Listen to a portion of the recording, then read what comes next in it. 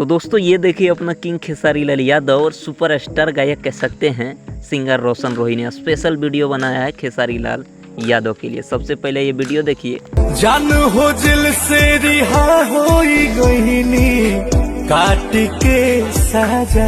तो भाई लोग कल पूर्ण रूप से आज़ाद हो जाने वाले हैं स्टार गायक रोशन रोही। और भाई कल जश्न का माहौल है भाई, स्पेशल कह सकते हैं प्रोग्राम रखा गया है सिंगर रोशन रोही के यहाँ। हो सकता है खेसारी लाल यादव अगर आ पाएँ तो ठीक है, नहीं आएंगे तो भाई वीडियो कॉल पे ज़रूर आप लोगों के साथ वीडियो आने वाला है। तो जितने भी खेसारी लाल के फैन हैं चैनल पे नए होंगे तो भाई सब्सक्राइब करके फॉलो कर लीजिएगा। कल king Khesari Lal Yadav video call में दिखेंगे स्टार गायक रोशन रोही के साथ। आप लोगों को पूर्ण रूप से अपडेट देंगे। कल भाई स्पेशल प्रोग्राम रखा गया है रोशन रोही के घर में। जश्न का माहौल है तो आप लोग समझ सकते हैं किस प्रकार का माहौल होगा। मिलते हैं फिर नेक्स्ट वीडियो में। वीडियो अच्छा लगा हो तो लाइक कीजिए, चैनल पे नए हैं सब्सक्राइब कीजिए। Thanks for watching, love you all.